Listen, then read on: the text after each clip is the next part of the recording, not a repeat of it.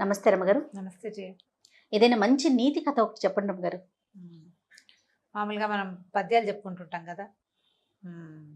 బలవంతుడ నాకేమని పలువురితో నిగ్రహించి పలుకుటమేలా బలవంతమైన సర్పము చలి చీమల చేత చిక్కి చావది సుమతి. బా పద్యం వచ్చి జయ నీకు. మా బుడ్డది కదా పిల్లలు చిన్నపిల్లలు ఉంటే వాళ్ళకి స్కూళ్ళకి చెప్పి చెప్పి మనకు కూడా వచ్చేస్తాయి. ఎప్పుడైనా సరే ఎంత బలమైన వాళ్ళైనా ఎవరైనా తమకంటే చాలా చిన్న వాళ్ళతో చేతుల్లోకి చిక్కి దొరికిపోతారు. ఇప్పుడు మన వల్ల వాళ్ళకి ఇబ్బంది అయింది అనుకో, కొంతమంది పాపం తలదించుకుని బతికేస్తారు, సరిపెట్టుకుంటారు. ఒక్కోడు తల సరిపెట్టుకోలేని వాడు ఎవడైనా ఒక సరైన వాడు గనక తగిలితే ఎంత పెద్దవాడైనా గోతులు పడాల్సిందే. మనకి పంచతంత్రంలో భలే మంచి కథలు కనిపిస్తాయి ఇలాంటివి. ఒక పిచ్చుక ఒక ఏనుక్కి బుద్ధి చెప్పింది. పిచ్చుక ఏనుక్కి? పిచ్చుక కనీసం ఎగిరినా ఏనుగు వినిపించుకోదు, అంత చిన్నది. అవును. చెటక కుంజర కథ, ఆ కథ పేరు. ఎంత ఇంట్రెస్టింగ్ గా ఉంటుందో, పిల్లలు చెప్పడానికి చాలా బాగుంటుంది, మంచి కథ. ఈ చెటక అని ఒక పిచ్చుకుంది. ఆ పిచ్చుకల జంట ఒక వెలగ చెట్టు మీద గూడు కట్టుకుని పిల్లల్ని పెట్టుకున్నాయి. అయితే వెలగ చెట్టు మీద పళ్ళు లేవు, పూత లేదు, ఏమీ లేదు. ఓ ఏనుగు ఆ దారే పోతూ ఆ వెలగ చెట్టుకి వీపు రాసుకుంటూ ఉండేది.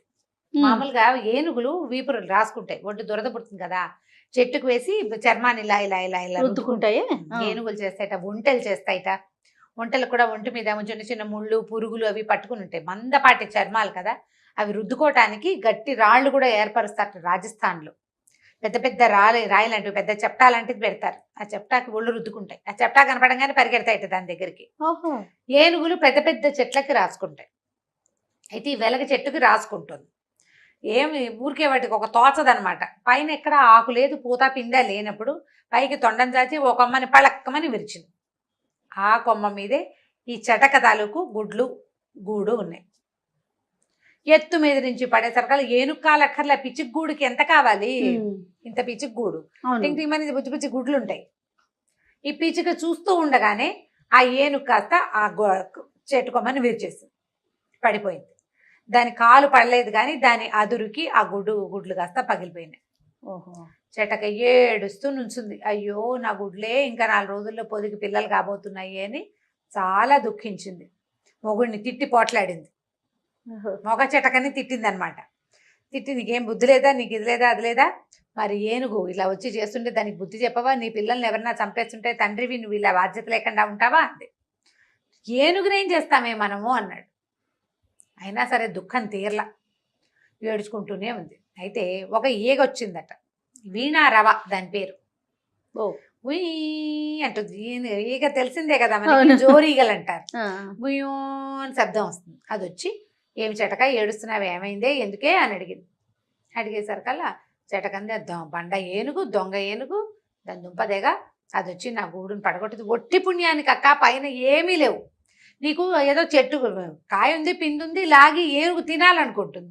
ఎండుకట్టెలాగా ఉన్న ఆ చెట్టు మీద నేను కార్నర్లో చిన్న గూడు పెట్టుకుంటే నా గూడు పోన్లే పిచ్చి గూడు ఉంది ఎందుకు అనుకోవద్దా పెద్దది, తోచగా లాగేసింది. నా గుడ్లు ఇంకో 4 రోజుల్లో పిల్లలు అవ్వాల్సిన నా పిల్లలు సర్వనాశనం అయిపోయింది అని ఏడ్చింది.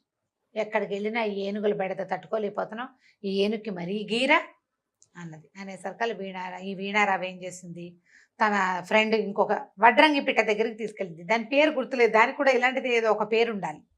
ఆ వడ్రంగి పిట్ట దగ్గరికి తీసుకెళ్తే ఇది మాట్లాడుకున్నారు. చెప్పుకుంది, దుఃఖం ఏముంది చెప్పుకున్న కొందికి. అవునవును. చెప్పుకునేసరికల్లా ఈ వడ్రంగి పిట్ట అంది, మరే నాకు ఒక ఫ్రెండ్ ఉన్నాడు మేఘనాథుడు, అతని పేరు కప్ప, వాడి పేరు గుర్తుంది, కప్ప పేరు గుర్తుంది, వడ్రంగి పిట్ట పేరే నేను మర్చిపోయా. పర్వాలేదండి. ఈ మేఘనాథుడి దగ్గరికి వెళ్దాం, మేఘనాథుడు మంచి ఐడియా ఇస్తాడు, ఈ ఏనుక్కి బుద్ధి చెప్పాలి. ఓకే. మేఘనాథుడి దగ్గరికి పోయారు. వెళ్తే కబుర్లు చెప్పుకున్నారు కాసేపు. తర్వాత ఈ వీణారావా ఈ వడ్డంగి పిట్ట ఇద్దరు ఇతనికి చెప్పారనమాట ఆ మేఘనాథుడికి, నువ్వు ఏదైనా సహాయం చేయగలవా, ఏనుక్కి బుద్ధి చెప్పాలి అనేసరికల్లా మేఘనాథుడు అన్నాడు, అయ్యో అదెంత పని, పాపం ఎవరి పిల్లల చావుకైనా కారణమైన ఏనుక్కి బుద్ధి రావాల్సిందే, దాని సంగతి చూద్దాం అని చెప్పి ఏం చేసింది, అది అడవంతా తిరిగి ఒక బాగా బురదుండి నీళ్లు ఎక్కువ లేని ఒక చెరువుని కనిపెట్టింది. కప్పలు నీళ్ళు ఎక్కడ ఉంటే అక్కడికి తిరుగుతూ ఉంటాయి కదా, అక్కడికి వెళ్ళి ఏం చెప్పిందంటే, ఓ పని చేయండి, ఏనుగు ఈ వైపు నడిచొస్తూ ఉంటుంది. నడిచొస్తుంటే నేను ఈ చెరువు దగ్గర, ఈ నీళ్లు లేని దగ్గర కూర్చుని బెకబెకమంటాను. నా ఫ్రెండ్స్ని కొంతమందిని తెస్తా, మేమందరం అరుస్తాం. కప్పలు ఎక్కడ అరుస్తాయి? నీళ్ళు ఎక్కడుంటే అక్కడ అరుస్తాయి. నేను అరిస్తే నేను నీళ్లు ఉన్నాయి అనుకుని ఏనుగు వచ్చేస్తుంది. ఈ లోపల ఏం చెయ్యాలి? ఈ మొదట వీణారావ ఉంది కదా, వీణ లాంటి శబ్దం చేసేది, గుయ్ అంటుంది. దాని పేరు కూడా అందుకే పెట్టారు, వీణ మోగినట్టు మోగుతూ ఉంటుంది అనమాట, గుయ్ అంటుంది. అదే దాని శబ్దం. నువ్వేం చేస్తావంటే దాని చెవిలో సంగీతం పాడు వెళ్ళి, ఏనుగు చెవిలో. ఏనుగు తన్మయత్వంతో కళ్ళు మూసుకుంటుంది. కళ్ళు మూసుకోగానే వడ్రంగి పెట్టింది కదా, అది పరిగెత్తుకుంటూ వచ్చి ఏనుగుని కంటి మీద పొడిచేస్తుంది. కన్ను పొడవనగానే కళ్ళు కనపడకపోయేసరికల్లా ఏనుగుకి దాహం వేస్తుంది. కంటికి దెబ్బ తగిలితే దాని మెకానిజం అది, నీళ్ల కోసం పరిగెత్తుకొస్తుంది. పరిగెత్తుకొస్తే నేను ఈ బురద వైపు దాన్ని లీడ్ చేస్తా, కప్ప తెలివి చూడు అని చెప్పింది. సరే, ఒకనాడు చూసుకున్న ఏనుగు ఆ వైపుకి వచ్చే సమయం చూసుకుని ఈ మన వీణారవ ఉంది కదా, ఏనుగు చెవి పెద్దది, ఏనుగు సంగీతం వింటుంది బాగా. ఇది పోయి దాని చెవి దగ్గర గుయ్యూ అని తిరగడం మొదలెట్టింది. ఆ సంగీతానికి మన వల్ల గుయ్యి శబ్దం వస్తుంటే కాసేపటికి మనకు కూడా కళ్ళు మూతలు పడతాయి, జోలపాట్లాగా. ఏనుగుకి కొంచెం కళ్ళు మూతలు పడ్డాయి. ఏనుగు కళ్ళు తెరుచుకుని ఉండగా వడ్రంగి పిట్టని దగ్గరికి రానివ్వదు, అది తొండంతో విసిరేసేస్తుంది. కళ్ళు మూతలు పడంగానే వడ్రంగి పిట్ట వచ్చేసి గుచ్చేసింది కంట్లో, పొడిచేసింది కళ్ళు.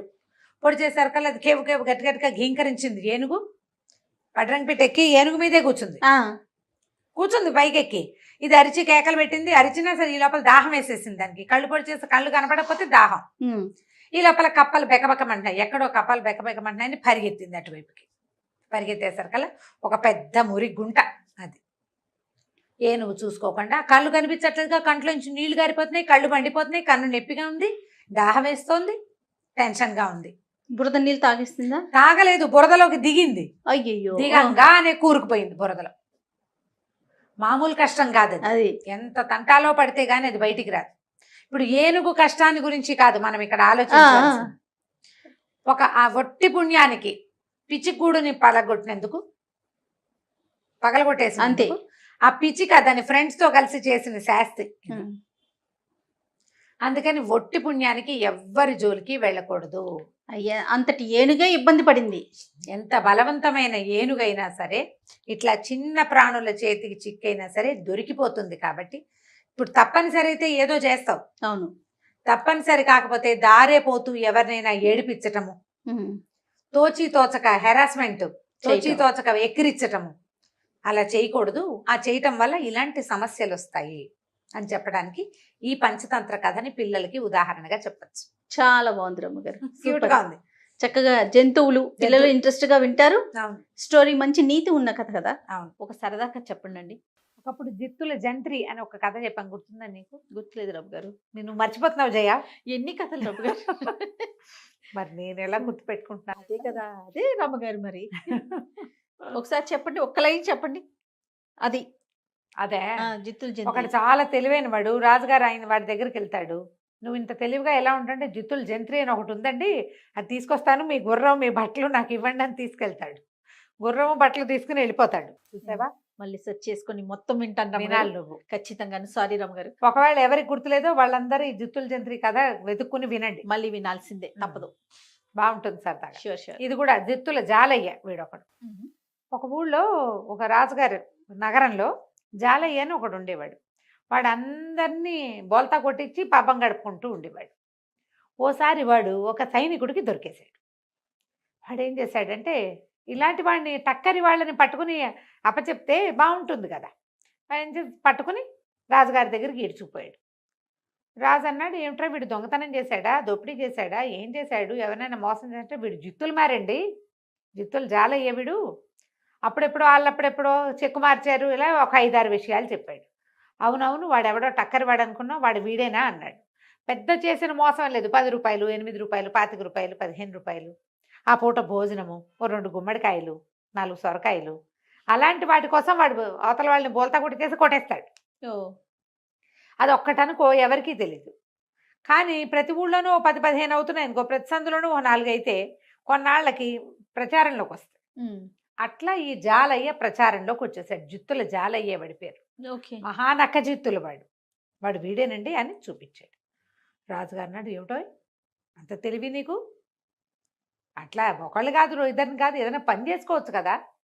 ఇట్లా జితులు మారితనంగా ఉండి నువ్వేం సాధిస్తావని రాజు కేకలేశాడు. వాడు అన్నాడు, ఏదో ఒక దాన్ని పెట్టుబడి పెట్టుకుని బతకాలి కదా బాబయ్య, నా తెలివిని పెట్టుబడి పెట్టుకుంటున్నాను నేను అనేసరికి రాజు అన్నాడు, అవును నువ్వు చేసినవి చాలా నాకు ఇంట్రెస్టింగ్గా అనిపించాయి. సరే ఇప్పుడు ఏమిటంటావు చెప్పు. జైల్లోకి వెళ్తావా, శిక్ష ఇంకేదైనా కొరడా దెబ్బలు అవి తింటావా అనేసరికి వీడు, బాబు జైల్లో ఉంటే నాకు తిండండి, మా ఇంట్లో తిండి అది కుదరదు. దెబ్బలు తినడానికి నేనంతా సత్తా ఉన్నవాడిని అయితే కష్టపడి పని చేసుకునేవాడిని కదా, ఇట్లా కాదండి ఇంకో మార్గం చెప్పండి అన్నాడు. రాజు అన్నాడు, సరే నీ తెలివితేటలు పరీక్షిస్తా, నీకు ఒట్టి నక్కజిత్తులేనా అందులో నిజంగా తెలివి ఉందా చూస్తాను. 3 పరీక్షలు పెడతా.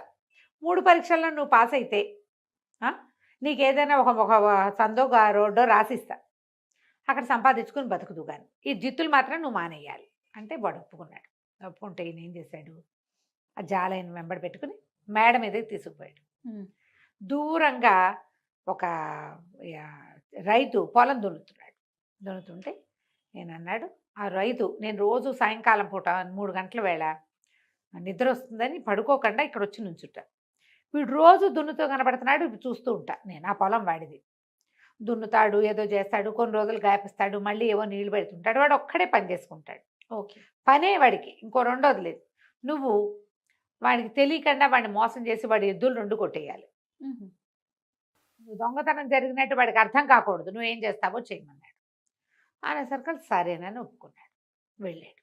వెళ్తే అసలు ఆ రైతు తలకాయ తిప్పడు, ఎవరికేసి చూడ్డు, మాట్లాడు, నవ్వడు. పని తప్పిస్తే రెండోది చేయడు. వీడేం చేశాడు, జాలయ్యకి మంచి కంటెంట్ భలే స్వీట్గా పాడేవాడు. అయితే ఏమైంది, ఆ పక్క పొలంలో చెట్ల చాటును కూర్చుని సన్నగా పాడడం మొదలుపెట్టాడు. ఈ పని చేసే వాళ్ళకి ఓ చిన్న పాట అవి వినపడితే ఆసక్తికరంగా ఉంటుంది. ఆయన నిశ్శబ్దంగా ఉన్నాడు కదా, పాట మధురంగా వినపడుతుంటే కాస్త తాదాత్మ్యం వచ్చింది అందులోకి. పరవశించిపోయాడు ఆయన, ఎంత బాగా పాడుతున్నారు అని చెప్పి. అది దాని మీద ఉన్నాయి కదా, ఈ మన తవ్వే దాని మీద ఏమంటారు దాన్ని, నాగల మీద ఉన్నాయి గొడ్లు, ఎడ్లు, వాటిని వదిలిపెట్టి ఆ పాట వస్తున్న వైపుకి వెళ్ళాడు. ఎవరో ఉన్నారు, మనిషి ఎవరో చూద్దాము అని చెప్పి అటు వెళ్ళేసరికల్లా వీడేం చేశాడు, చెక్కమని ఇటు వచ్చేసాడు. అతను ఆ చెట్ల పొదల్లోకి వెళ్ళాడు. వీడి రాగానే వీడి దగ్గర ఓ చిన్న ఇంత రంపం లాంటిది ఉంది. గబగబా ఈ ఎడ్ల దగ్గర నిలబడి కొమ్ములు కోసేసాడు ఎడ్లవి. తోక కూడా కత్తిరించేశాడు. ఆ కొమ్ముకు వస్తే నొప్పి రాదు వాటికి, తోక కత్తిరించినా కూడా ఏదో మూలుగుతాయి కానీ పెద్ద సౌండ్ రాదు. గబగబా వాటిని ఏం చేశాడు, నాగల నుంచి ఊడదీసేసాడు. ముందు నిలబడి ఉన్నాయి, కోసేసాడు కొమ్ములు. ఆ కొమ్ముల్ని పక్కగా ఒక చోట కాస్త బురదగా ఉన్న చోట పాతి పెట్టాడు. తోక కూడా కనపడేలాగా పెట్టాడు. ముందు కొమ్ములు, కొంచెం దూరంగా తోక. అది ఎట్టా కనపడుతుందంటే ఒక ఎద్దు ఆ బురదలో దిగబడిపోయినట్టు కనపడేలాగా పెట్టేశాడు.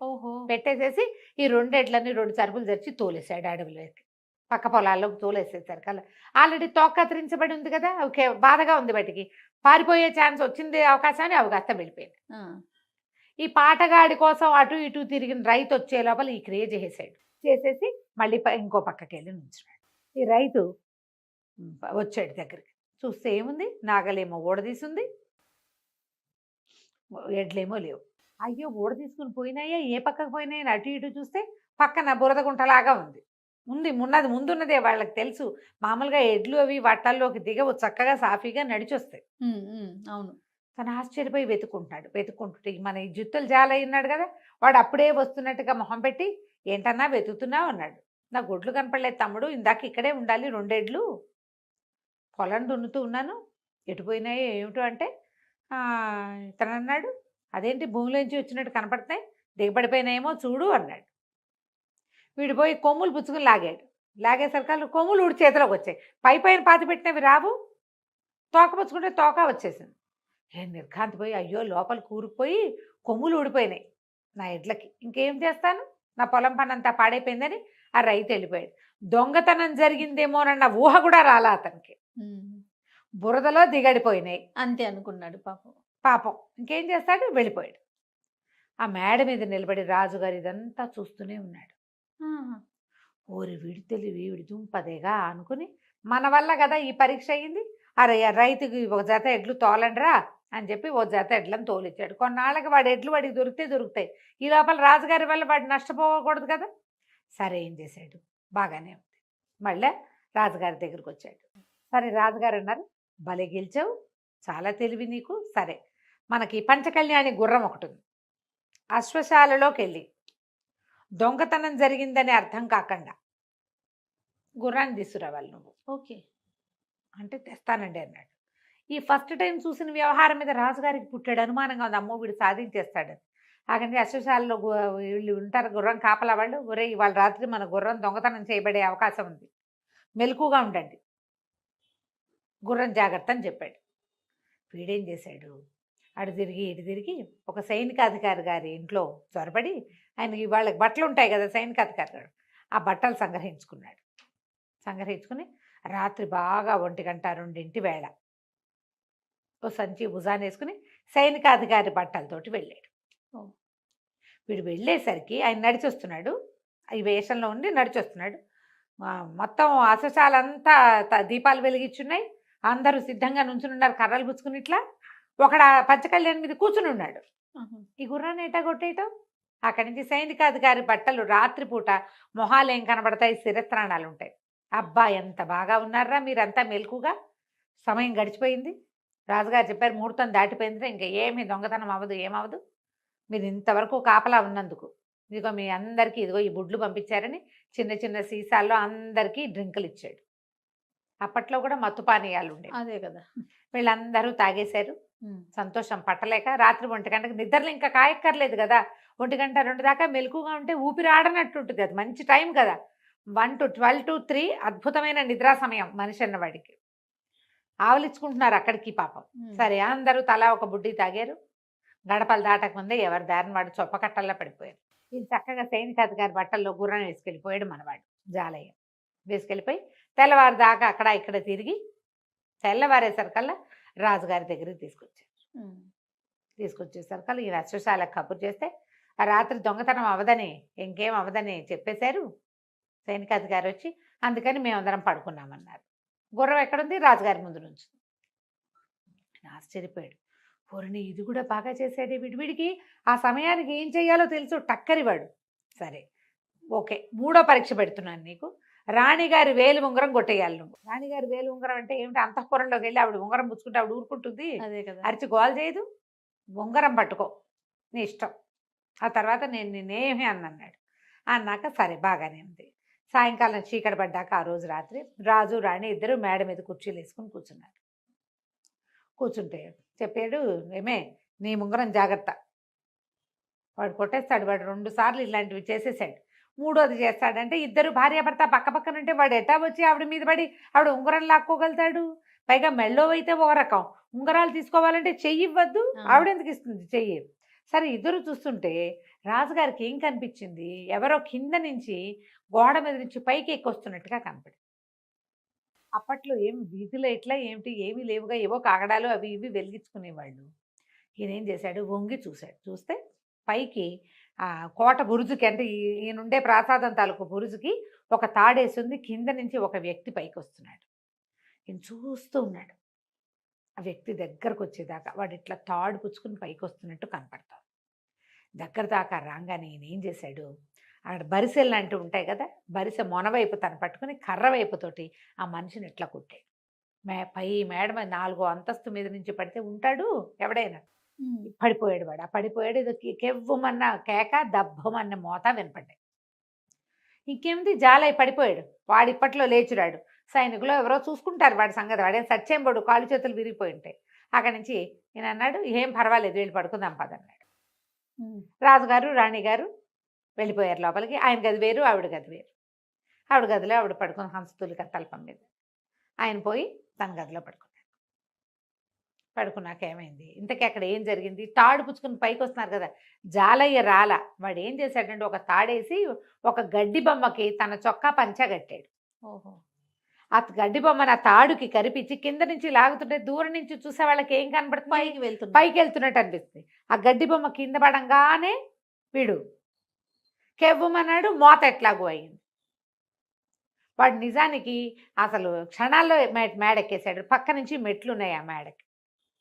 ఇది పడిపోగానే వాడి దారిని వాడు మెట్లు ఎక్కేశాడు. ఈ లోపల రాజు రాణి మాట్లాడుకుని ఎవరి గదుల్లోకి వాళ్ళు వెళ్ళిపోయారు. రాణిగారు అప్పటికే రాత్రి 12 అయింది. ఆవిడకి 9ంటికే పడుకునే అలవాటు. ఆవలింతలు వచ్చేస్తున్నాయి వాకిట గాలి కూర్చునేసరికి. మేడ మీద కూర్చుంది కదా, చల్లగాలికి నిద్ర రాదా? ఆవిడేమో నిద్రలో. ఆవిడ లోపలికెళ్ళి కొద్దిగా గొంతు బొంగురుగా చేసి, ఏమే ఇంకా జాలయ్య రాడు, అయినా కూడా ఎందుకైనా మంచిది ఉంగరం నా చేతికి దాచిపెడతా అన్నాడు. ఆవిడ నిద్రలో ఉంగరం తీసి ఆయన చేతిలో పెట్టింది. అదెవరు? జాలయ్యే. వాడు ఉంగరం వేలికి పెట్టేసుకున్నాడు. చటుక్కుని తప్పుకున్నాడు. ఇంతలో 10 నిమిషాల్లో రాజుగారికి రెండో గదిలో పడుకున్నాడుగా.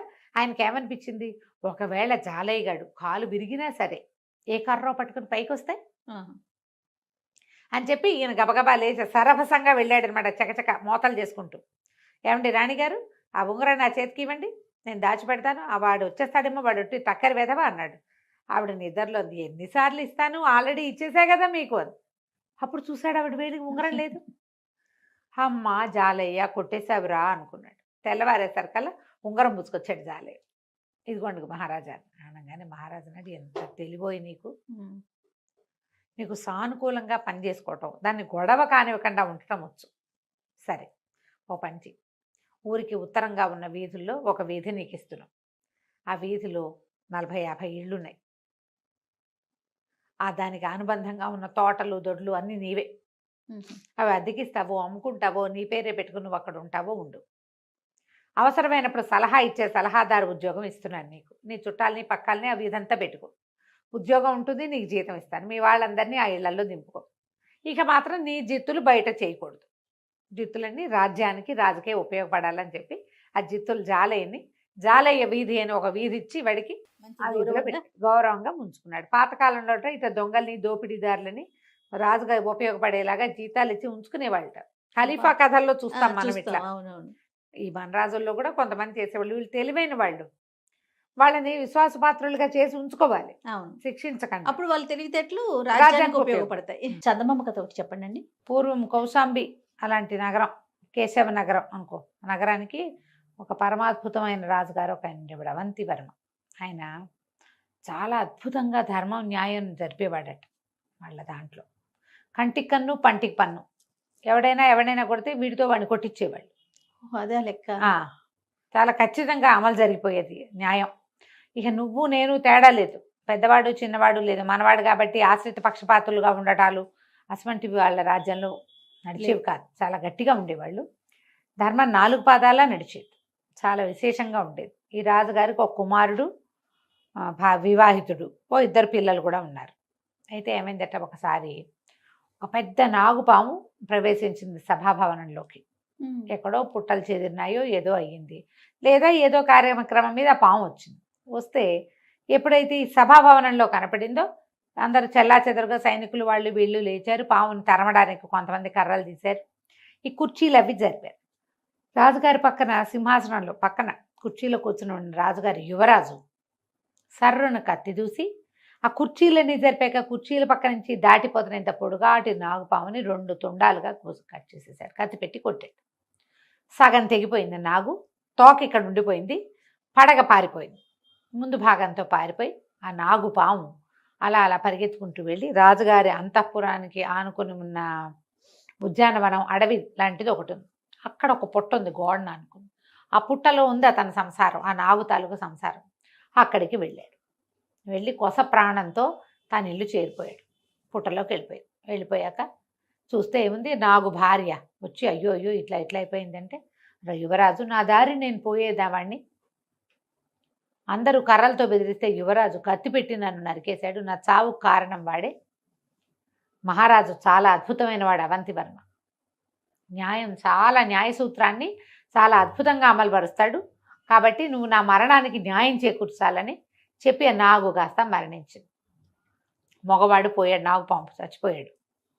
ఈ ఆడ నాగుపాము ఉంది కదా భార్య, గోడును విలపించి ఎలాగైనా తనకి న్యాయం చేకూర్చుకోవాలని భావించి ఆ రోజు రాత్రి అంతఃపురంలో ప్రవేశించి తెల్లవారుతూ ఉండగా యువరాజు మెడకు చుట్టేసిందట. చుట్టేసేసరికి అందరూ కేకలు పెట్టారు. పాముల వాళ్ళని పిలిచారు, సైనికులు కొట్టడానికి వచ్చారు. ఏం చేయాలో తెలియదు, మెడ చుట్టేసి ఉంటే పామును ఎట్టా తీస్తారు? అక్కడి నుంచి మీరంతా వీళ్ళని పిలవద్దు, మహారాజుని పిలవండి, నేను ఆయనతో మాట్లాడాలని ఈ నాగుపాము మానవ భాషలో చెప్పింది.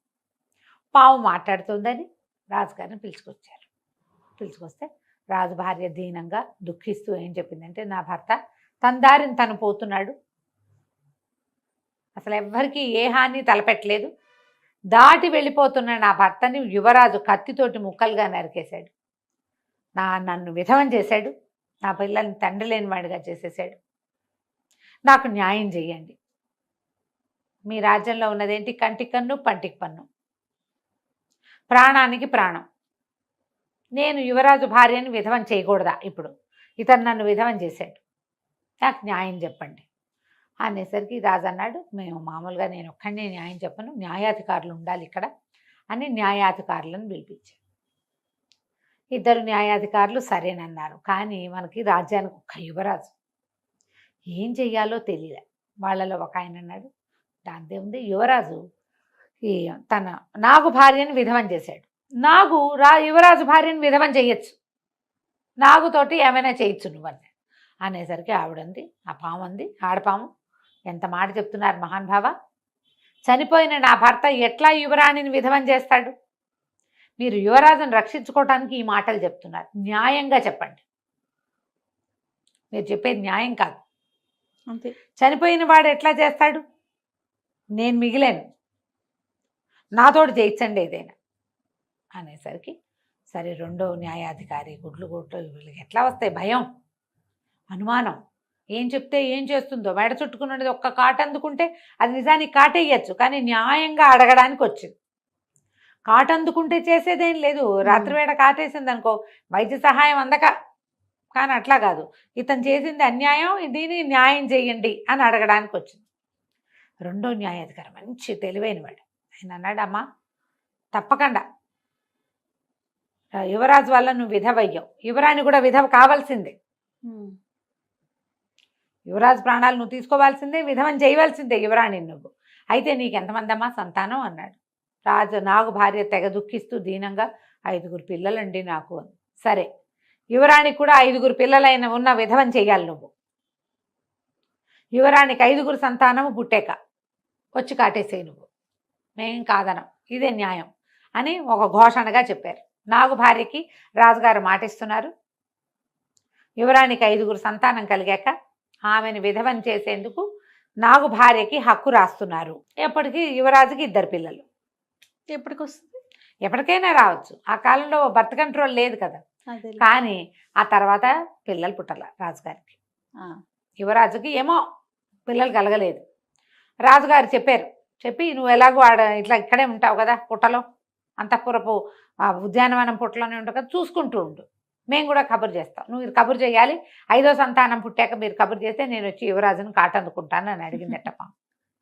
ఆ తర్వాత ఎప్పుడు యువరాజు యువరాణి పిల్లలతో కలిసి తిరుగుతూ ఉండేవారు. ఎప్పుడు 2 పిల్లలతోటే కనపడ్డారు, కానీ 3వ పిల్లతోటి కూడా ఆ పాము ఎప్పుడు చూడలేదు. చూసి తన పగ తీరకుండానే పాము ఎప్పుడో వెళ్ళిపోయింది. న్యాయ సూత్రం ఇట్లా అమలు చేశారు. 5 పిల్లల విధవ ఇది. మరి 2 పిల్లల విధవ ఎట్లా పనికొస్తుంది? 5 పిల్లల విధవే అవ్వాలి కదా యువరాణి. మనుషుల తెలివితేటలు చూపించారు, మనుషుల తెలివితేటలు అంతే కదా రమ్మగారు. అంతే. రమ్మగారు ఏదైనా మంచి చందమామ కథ చెప్తారా? పూర్వమట సింధు దేశంలో సుందరుడని ఒక కుర్రాడు ఉండేవాడు. వాడు ఏదో చిన్న పని చేసుకునేవాడు. అమ్మ నాన్న ఉన్నారు, కానీ ఏదో చాలా సామాన్యమైన కుటుంబం. వాళ్ళు ఉన్న ఊళ్ళ నుంచి ఎగువ సముద్ర తీరం వైపుకు వచ్చి అక్కడ ఏదైనా పని దొరుకుతుందని అక్కడ ఉన్నాడనమాట. ఏదో దొరికేది చిన్నది. పొద్దుటి పూట పనులు ఉండేవి. సాయంకాలం వాడు ఏం చేసేవాడు, రోజు ఆ సముద్ర తీరం, మనం బీచ్కి కొత్త వాళ్ళం అయితే భలే సరదాగా ఉంటుంది, రోజు సముద్రపు తీరంలో అలా వ్యాహ్యాళికి తిరుగుతూ ఉండేవాడు. తిరుగుతుంటే ఒకనాడు సాయంకాలము వాడు వెళ్తూ ఉంటే వాడికి ఎట్లా కనపడింది, ఈ సముద్రాలకు అలలు వచ్చి అలలతో పాటు వస్తువులన్నీ అవి శంఖాలు చేపలు గీపలు వస్తాయి, కొట్టుకొస్తాయి, మళ్ళీ వెనక్కి వెళ్ళిపోతుంది.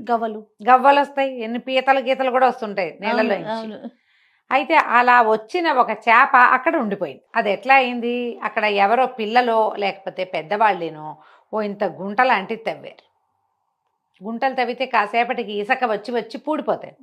ఇది ఏకంగా ఒక మడుగులాగా అయ్యింది, పెద్ద గుయ్యి. ఒక చేప ఈ అలతో పాటు కొట్టుకొచ్చి ఆ మడుగులో కొట్టుకుంటోంది. అది ఎంత ఎగిరినా మడుగులోంచి పైకి రాలేకపోతుంది.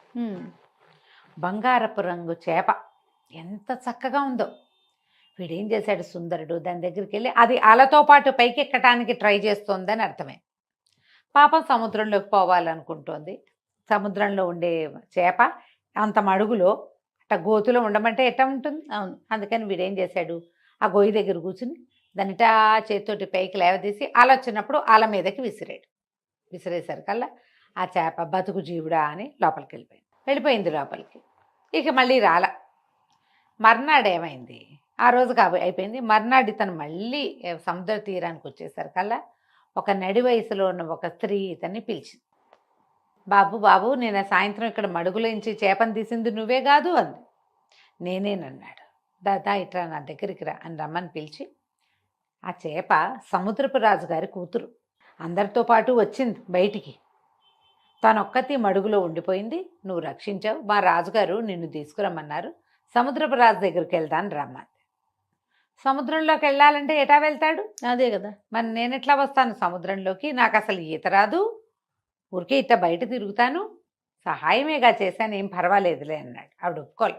కాదు కాదు, రా నువ్వు రా, నేను నిన్ను తీసుకెళ్తాను అని చెప్పి ఆ అబ్బాయి రెక్కపుచ్చుకుని నీళ్లలోకి తీసుకుపోయింది. మోకాళ్ళు దాటిన నీళ్ళు వచ్చేసరికి ఈ ఆడమనిషి పెద్ద చేపలాగా మారిపోయింది. చేపలా మారిపోయి తన మీదకి ఎక్కించుకుంది కుర్రాడిని. ఎక్కించుకుని ఒక నీటి బుడగ లాంటిది వీడి మొహం మీద వేసింది. వీడికి ఊపిరాడదు, చేప ఈత రాదు కదా. ఆ చేప మీద ఎక్కిన ఈ కుర్రాడు సుందరుడు జాయమని వెళ్ళిపోయింది చేప లోపలికి, ఆ నీళ్లలోకి వెళ్ళిపోయాడు. వీడి చుట్టూతో ఒక గాజు దుండేసరికి ఆ అబ్బాయికి ఏమి నీళ్లలోకి వెళ్ళిన ఇబ్బంది ఏమి ఎదురవ్వాల. అలా లోపల తీసుకుపోయింది ఆ చేప.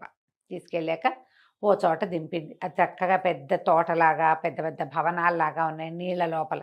ఆ అబ్బాయికి ఏం చెప్పిందంటే, బాబు మా రాజుగారు ఆతిథ్యం ఇచ్చి నీకు 2 రోజులు ఉంచుకుని పంపుతాడు, ఏదైనా ఇస్తాను, నీకేమైనా కావాలా అని అడుగుతాడు. నువ్వు మనిషివి కదా, నీకు చెవి ఉపయోగపడుతుంది, మంత్రపు చెవి ఇవ్వండి, నాకు ఇంకేమీ వద్దని చెప్పు. మంత్రపు చెవి ఇస్తాడు, అది తెచ్చుకో, అది నీకు ఉపయోగపడుతుంది. రాజుగారు అమ్మాయిని చిన్నప్పటి నుంచి నేనే పెంచాను, నీ వల్ల బతికి బట్టగట్టింది, నేను నీకు సహాయం చేయదలుచుకున్నాను, ఇంతే చేయగలను, ఏదో ముత్యాలో రత్నాలో వజ్రాలో అడగద్దు, మంత్రపు చెవి అడుగు అంతే అని చెప్పి సరే ఒప్పుకున్నాడు. రాజుగారి దగ్గరికి తీసుకుపోయింది.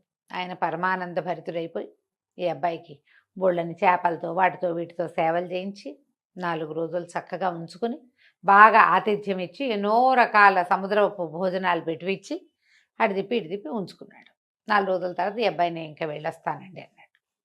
సముద్రపు రాజు అన్నాడు, అబ్బాయి నా చాలా సంతోషం కలిగించావు, మా పిల్లని రక్షించావు, 4 రోజులు వచ్చి ఆతిథ్యం స్వీకరించావు, నీకేం కావాలో చెప్పు అనగానే కుర్రాడు అన్నాడు, మంత్రపు చెవి అని ఒకటి ఉంటుందట కదండి, అది ఇప్పించండి నాకు అన్నాడు.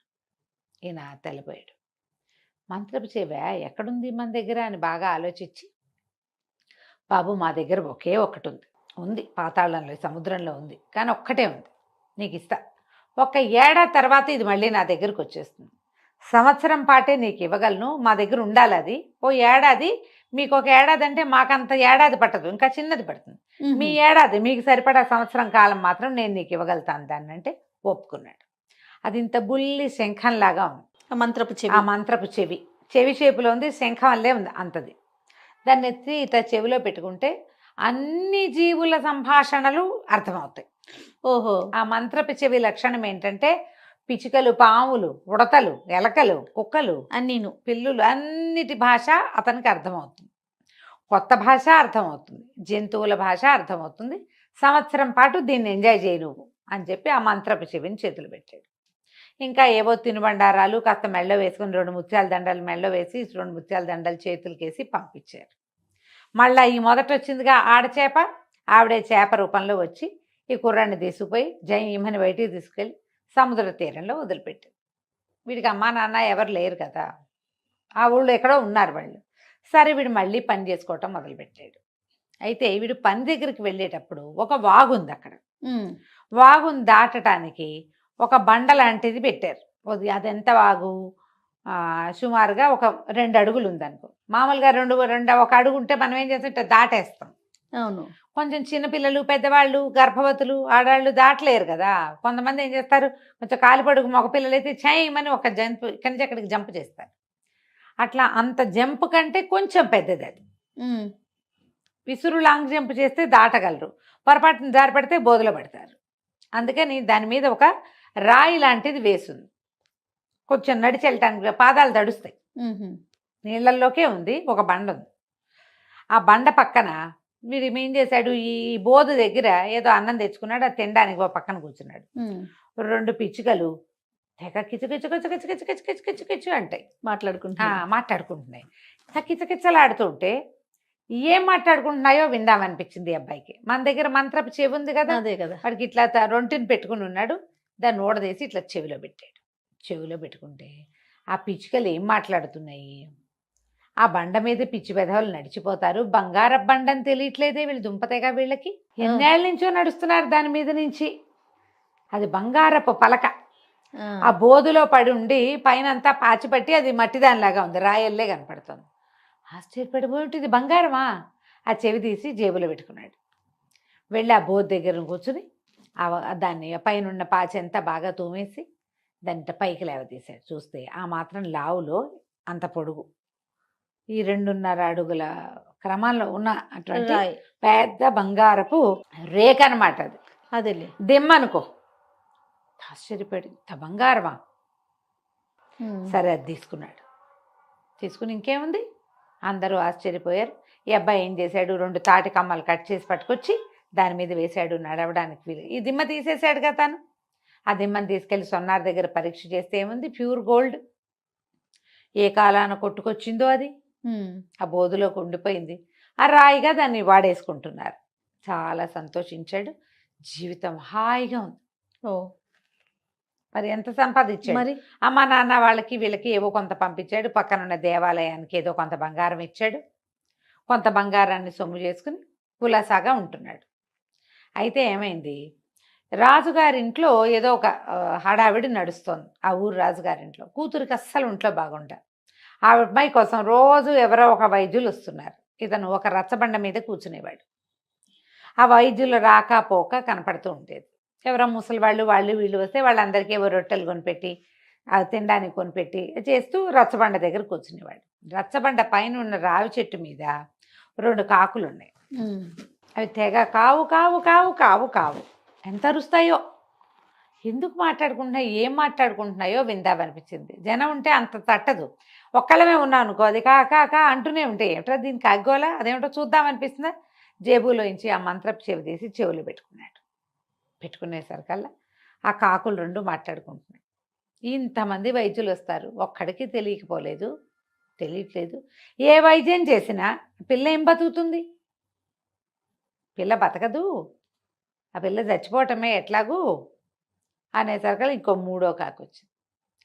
అసలు దానికి చేసిన జబ్బేమిట్రా అన్న అసలు అని అడిగేసరికల్లా ఈ ముందు 2 కాకులు ఉన్నాయిగా, ఈ 2 కాకుల్లో ఓ కాకి చెప్పింది, ఆ రాజుగారు నిరుడు ఇల్లంతా నేయిచ్చారు, బిల్డింగ్ అంతా గడ్డి పెట్టారు, అందులో ఆ గడ్డిలో ఒక పాము చిక్కుకుపోయింది.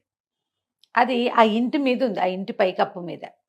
ఆ కప్పు మీద గడ్డి వేయబడిన పార్టు యువరాణి యొక్క గదిలోకి ఉంది. ఆ పాము ఆహారం లేక కృషించిపోయింది.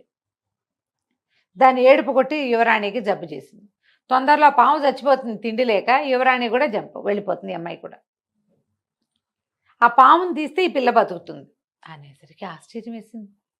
ఈ బిల్డింగులు అంటే ఇప్పుడు అప్పట్లో ఈ ఏమనాలి పక్కా బిల్డింగులు లేవుగా, భవనాలు కాదు అవి. ఏం చేసేవాళ్ళు, పెద్ద పెద్ద గోడలు కట్టి పైనుంచి వాసాలు దించి ఎత్తుగా హై రూఫ్ చేసి గడ్డి అవి వేసి తాటాకులు పరిచేవాళ్ళు. అలాంటి గదిలో ఉంది ఈ అమ్మాయి. ఆ అమ్మాయి ఎక్కడుందో ఆ గది పై భాగంలో ఉన్న గడ్డిలో ఒక పాము శల్యావశిష్టంగా చచ్చిపోవడానికి సిద్ధంగా ఉంది. సంవత్సరంగా దానికి ఆహారం లేదు. ఏ అబ్బాయి ఏం చేశాడు, సరే ఇది బాగుందని ఆ చెవి ఎత్తి జేబులో పెట్టుకున్నాడు. పెట్టుకుని రాజుగారింటికి వెళ్ళాడు. యువరాణి జబ్బు తగ్గిస్తాం అని చెప్పిన ప్రతి వాళ్ళని తీసుకుపోతున్నారు లోపలికి. అదే ఒక 5-6 ఉద్దండ పండితులు అక్కడ నుంచున్నారు. వాళ్ళు అన్నారు, ఏంటి ఏం చేస్తావో నువ్వు, చిన్న కుర్రాడ లేవునో 25 ఏళ్ళు కూడా లేవు, నీకు ముక్కుపచ్చలారలేదు, ఏం వైద్యం చేస్తావంటే, మీరందరూ చేసిందే ఏదో చేస్తా, వైద్యం చేయగలిగిన వాడిని నేనైనప్పుడు ఇతరులకు ఎలా తెలుస్తుంది, అది నాకే తెలుస్తుంది ఆ కిటుకు. అనేసరికల్లా సరే రాజుగారి దగ్గర తీసుకుపోయారు. రాజు ఏంటంటే ఏ పుట్టలో ఏ పాము ఉందో ఎవరో ఒకళ్ళు వచ్చిన ప్రతి వాళ్ళకి పిల్లని చూపిస్తున్నారు. మరి ఆశే కదా. పిల్ల ఒక 16-18 ఏళ్ల పిల్ల, సన్నగా పొడుగ్గా తెల్లగా ఉంది, పాలిపోయి పీల్చుకుపోయినట్టు ఉంది. ఇప్పుడు రూపసులైన నీరసము అనారోగ్యము వస్తే జబ్బుగా ఉండి మొహాలు ఏం అందంగా ఉంటాయి, మళ్ళీ కాస్త చెంపలు పూడి కొత్త నెత్తురు పడితే ఏమైనా మనుషులు బాగుంటారు. అయితే ఏమైంది, అబ్బాయి లోపలికి వెళ్ళాడు. ఆ అమ్మాయిని చూస్తే తను తెలిసింది పాలిపోయి బూడిద రంగులో చచ్చిపోవడానికి సిద్ధంగా ఉంది. ఆ అబ్బాయి ఆ గదంతా కలే తిరిగి రాజుగారికి ఏం చెప్పాడంటే, మీరు ఒకసారి రండి, ఈ పైన పైకప్పులో ఆ గడ్డిలో ఒక పాము ఉంది, కప్పు విప్పించండి, ఆ పాము బతికితే మీ అమ్మాయి బతుకుతుంది. ఓకే అనగానే ఆశ్చర్యపోయారు అందరు. ఇదేం వైద్యం, ఓ మందో మాకో కాదు, సరే చూద్దాం అనుకున్నారు. పని వాళ్ళంతా సేవకులు పొట్టాడారు. అట్లా ఏం ఉండదు, మామూలుగా మేము గడ్డంతా కలేస్తాం, కలయకుండా పైకి వెయ్యం అసలు అంటే, కాదు ఇందులో పావుందంటాడు అబ్బాయి. సరే మొత్తం ఊడదీశారు. చూస్తే ఒక ఇంత పొడుగు గోధుమ తాచు సన్నగా బక్కచిక్కిపోయి చచ్చిపోవడానికి సిద్ధంగా ఉంది. అమ్మ బాబాయ్ ఇంకేముందని ఆ పావును కిందకి దించి, పైనుంచి కింద పడితే చితికిపోతుంది అది, దాన్ని అలాగ గడ్డి చుట్టలతోటి కిందకి దించారు. ఓ పెద్ద గిన్నెతో పాలు పోసి పెట్టారు, ఓ గిన్నెతో నీళ్లు పోసి పెద్ద పెద్ద పాత్రతోటి నీళ్లు పెట్టారు. ఆ పాము మెల్లిగా పాలు కాసిన తాగి, పాము పాలు తాగుతున్నాను అడగండి, ఇది కథ. పోయి ఆ నీళ్ళల్లోకి పాల దగ్గరికి నీళ్ళల్లోకి పాల దగ్గరికి 5-6 సార్లు తిరిగింది. తిరిగేసరికి దానికి కొంచెం ఓపిక వచ్చింది. అట్లా నీటిలో తిరుగుతాయట సర్పాలు. మెల్లిగా దాన్ని వదిలేశారు. ఎప్పుడైతే ఈ పాము అటు ఇటు తిరుగుతుందో, ఈ మంచం మీద పడుకున్న రాకుమార్తె అప్పటిదాకా అసలు దిగటం అన్నది లేదు, మంచం దిగటల్లా మెల్లిగా దిగి 4 అడుగులు వేయటం మొదలుపెట్టింది. పాము ఇలా బయటికి వెళ్ళింది, పిల్ల బయటకు వచ్చింది. బయటకు వచ్చింది, నాన్న అని నీరసంగా బయటకు వచ్చింది. వచ్చేసరికి అందరూ ఆశ్చర్యపోయారు. ఈ లోపల గబగబా వైద్యులు వచ్చేసి ఈ పిల్ల కొంచెం ఆ నీరసం తగ్గటానికి అవి ఇవి 2-3 లేహ్యాలు ఇచ్చి ఆహారం అదన్నీ చక్కగా సప్లై చేయించి ఒక 15 రోజుల్లో యువరాణిని లేవదీశారు. కోలుకుంది. ఆ అబ్బాయిని వీళ్ళ దగ్గరే ఉంచుకున్నారు. ఎవరో నువ్వు ఏం చేస్తావునైనా, నీ సంగతి ఏమిటి, సందర్భం ఏంటి కనుక్కున్నారు. కనుక్కుంటే ఇతను మెల్లిగా చెప్పాడు, నేను చేసిన సహాయం వల్ల నాకు ఒక అవకాశం లభించింది, ఆ అవకాశాన్ని ఇప్పుడు ఇక్కడ వాడే అమ్మాయికి. సరే ఆయన సంతోషించాడు. ఒక 4 నెలలు గడిచాక రాకుమార్తె పూర్తిగా నార్మల్ అయిపోయింది. రాజుగారు అన్నాడు, మా పిల్లని బతికించావు, పిల్లని పిచ్చి పెళ్లి చేస్తా, హాయిగా ఇక్కడే ఉండు, మా దగ్గరే ఉండు, యువరాజు ఉన్నాడు, అతను రాజు అవుతాడు, నువ్వు రాజుగారి బావమరిది అవుతావు, బావ అవుతావు, హాయిగా ఉండొచ్చు కదా, ఏదైనా వ్యాపారం పెట్టిస్తాం పెద్ద రకంది, వ్యాపారాన్ని జరుపుకుంది. కానీ రాజుగారి అల్లుడు వ్యాపారం బాగా నడుస్తుంది కదా. సరే దాంతో అమ్మాయిని పెళ్లి చేసేసుకున్నాడు. సంవత్సరం తిరిగేసరికి ఒకనాడు ఉదయం ఇతని మంత్రపు చెవి ఇతని దగ్గర నుంచి మాయమైపోయింది, వెళ్ళిపోయింది. అది తన ప్లేస్కి ఇతను ఒప్పుకున్నాడు కదా. కానీ ఇతను మాత్రం రాజుగారికి అల్లుడైపోయాడు. చక్కగా తన దగ్గర చేరిన బంగారాన్ని జాగ్రత్త పెట్టుకున్నాడు. హాయిగా రాజుగారి ప్రమేయం లేకుండా తనే వ్యాపారం పెట్టుకుని బాగా పైకొచ్చి మంచి పేరు తెచ్చుకున్నాడు. కథ కంచికి మనం ఇంటికి. బాగుందండి. నమస్తే. నమస్తే.